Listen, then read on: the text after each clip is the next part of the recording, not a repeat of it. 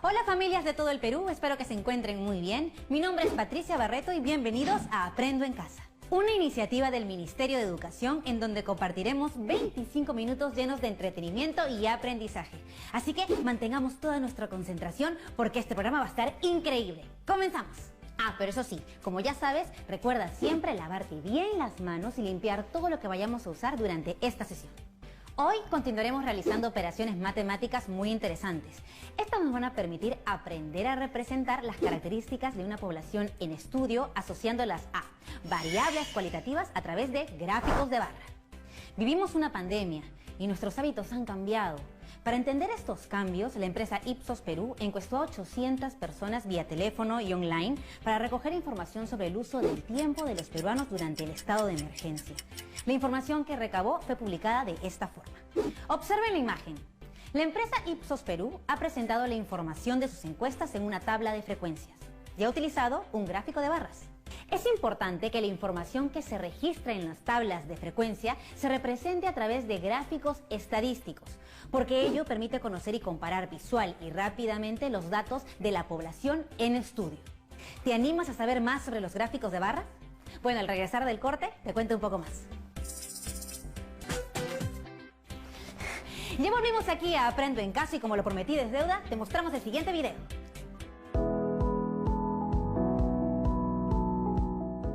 En la sesión anterior aprendimos que ordenando los datos se construye la tabla de frecuencias. Sí, aprendimos que es importante organizar la información que se recoge en las encuestas. Ahora veamos el siguiente ejemplo. Presencia de las mascotas en el hogar. Las mascotas se han convertido en parte de nuestra familia por el cariño que les damos y por el cariño que ellas nos otorgan. Se preguntó a un grupo de personas sobre su mascota preferida y estos fueron los resultados. Representa en un gráfico estadístico la información. Ya tenemos los datos organizados en la tabla de frecuencia. En la tabla, la variable mascota viene a ser una variable cualitativa. ¿Por qué dices que es una variable cualitativa? Porque está representada en categorías: perro, hámster, gato, perico y peces. ¿Podrías decirme cuántas personas fueron encuestadas? 52 personas. Recordemos también que la suma de las frecuencias absolutas es igual al número total de datos. Pero, ¿ya no dice frecuencia absoluta? La frecuencia absoluta se representa por f sub i, donde el subíndice i representa cada uno de los valores o datos. La frecuencia absoluta número 1 es la que corresponde a la cantidad de personas que prefieren como mascota a los perros, es decir, 36. La frecuencia absoluta número 2 es para los que prefieren hámster y son 3. La frecuencia 3 de gatos es igual a 9. La F4 es igual a 1. Y la F5 es 3. La suma de las frecuencias absolutas es igual al número total de datos. Se representa por la letra N. Y es igual a 52. Recuerden tomar nota de los valores de la tabla de frecuencias. Ahora veremos que con la tabla de frecuencias podemos calcular la frecuencia relativa. ¿Qué es la frecuencia relativa? La frecuencia relativa h sub i es igual al cociente entre la frecuencia absoluta f sub i y el total de datos n. La frecuencia relativa nos va a permitir hacer comparaciones entre muestras de tamaños distintos. Veamos en la primera categoría para mascota perro. 36 de las 52 personas prefieren a un perro como mascota. Entonces, tenemos 36 entre 52 es igual a 0,69, que representa la frecuencia relativa, h sub 1. Como vemos en la segunda fila, 3 de 52 personas prefieren como mascota a hámster, es decir, la frecuencia relativa h2 es 0,06. Ahora puedes hacerlo tú. En la siguiente fila, 9 de 52 personas prefieren los gatos. Entonces, la frecuencia relativa, H3, es 0,17. Así es. Para la categoría pericos, 1 de 52 personas prefieren los pericos. Entonces, la frecuencia relativa es 0,02. Muy bien. Tenemos para la última fila que 3 de 52 personas prefieren los peces como mascotas. Entonces, la frecuencia relativa H5 es 0,6. La suma de todas las frecuencias relativas nos debe dar 1. Comprobamos. 0,69 más 0,06 más 0,17 más 0,02 más 0,06 es 1,00. La frecuencia relativa se puede expresar como fracción, como un valor decimal o como porcentaje. Hoy en día es bastante frecuente hablar siempre en términos de tantos por ciento o porcentaje, por lo que esta medida resulta de multiplicar la frecuencia relativa por 100. La frecuencia relativa porcentual, H sub i, porcentaje, es igual a la frecuencia relativa multiplicada por 100%. Entonces, para obtener la frecuencia relativa porcentual para la primera fila, multiplicamos la frecuencia relativa 0,69 por 100, dando como resultado 69%. ¡Qué fácil! Seguimos. La frecuencia relativa porcentual de la siguiente fila es 0,06 por 100%, que nos da como resultado 6%. Para la siguiente fila tenemos 0,17 por 100% y la frecuencia relativa porcentual es igual a 17%.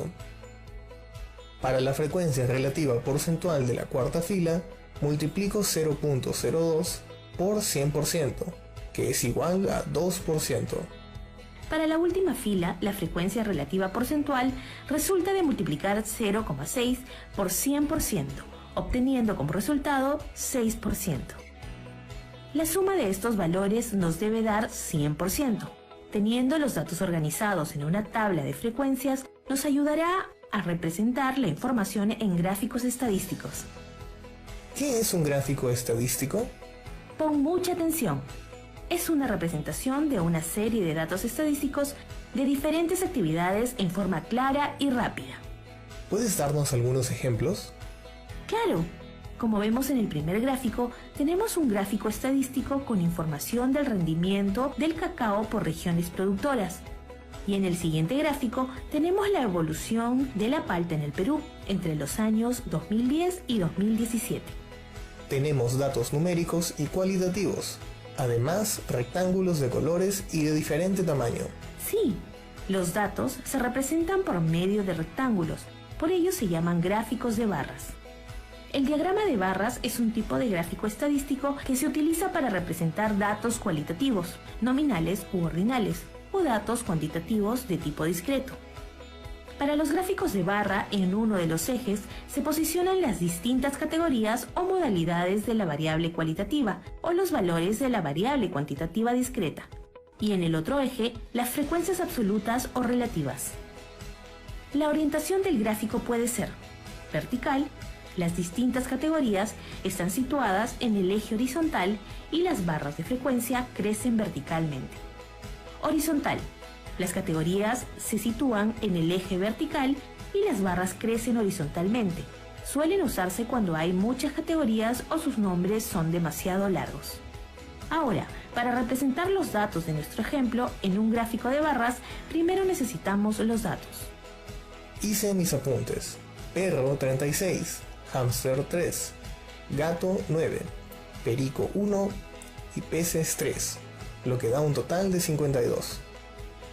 Para el eje de las abscisas colocamos las categorías de la variable cualitativa: perro, hámster, gato, perico y peces.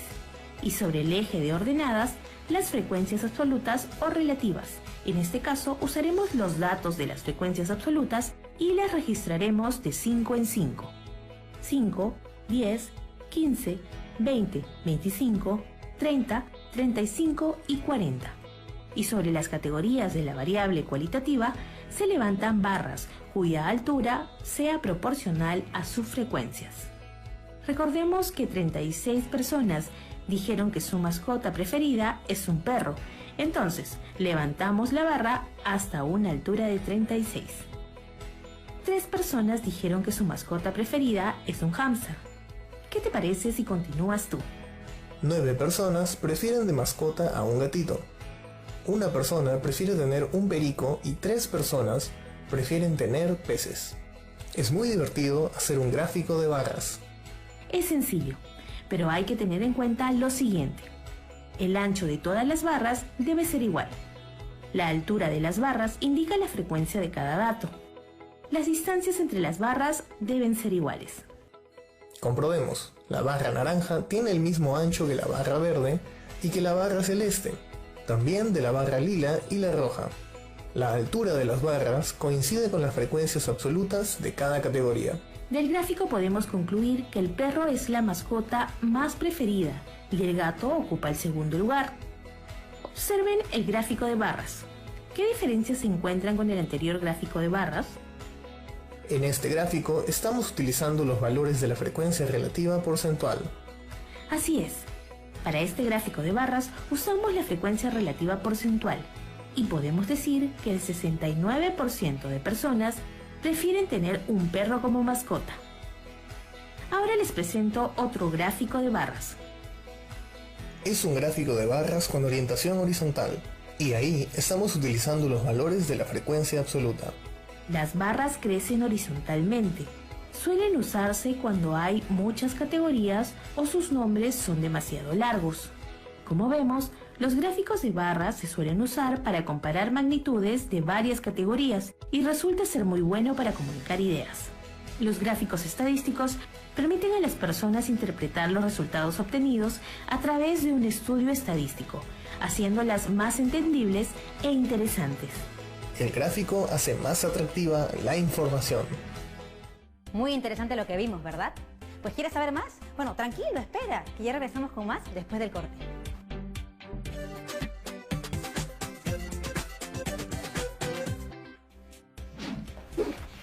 Muy bien, ya estamos de vuelta aquí en Aprendo en Casa.